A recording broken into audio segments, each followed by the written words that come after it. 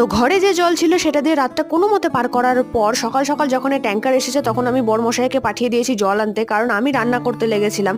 আর সে জল নিয়ে এসে দিয়ে তারপর রেডি হয়ে খাওয়া দাওয়া করে বেরিয়ে পড়েছিল অফিসের জন্য, আর আমি বেরিয়ে পড়েছিলাম বাজার করতে। 3-4 দিনের বাজার একসাথে করে নিচ্ছি, কারণ 3 দিন আমার বাড়ি থেকে বেরোনো মানা। আর সেটা কেন সেটা না হয় পরেই বলবো, এখন আর বলছি না। আমাদের বলা হয়েছিল পাম্প আজকেই ঠিক হয়ে যাবে, কিন্তু কোনো কারণে সেটা হয়নি। তো সেই কারণে রাতে আবার ট্যাঙ্কার এসেছিল। আমি বড়মশাইকে বলেছিলাম যে যদি জল নিয়ে আসতে হয় তাহলে এখনই নিয়ে এসো, কালকে সকালে তাহলে আর নিয়ে আসতে হবে না। তো সে জল নিয়ে আসতে গেছে।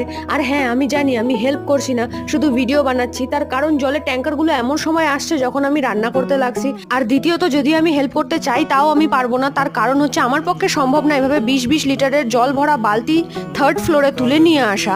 আর যদি সম্ভব হয়ও তাও আমাকে ডক্টর মানা করেছে, কারণ আমার হাতের প্রবলেম আছে। আর যদি কোনো সমস্যা নাও হতো তাও আমি জানি বড়মশাই এতটা উঁচুতে আমাকে এত ভারী জিনিস কখনোই টেনে তুলতে দিবে না।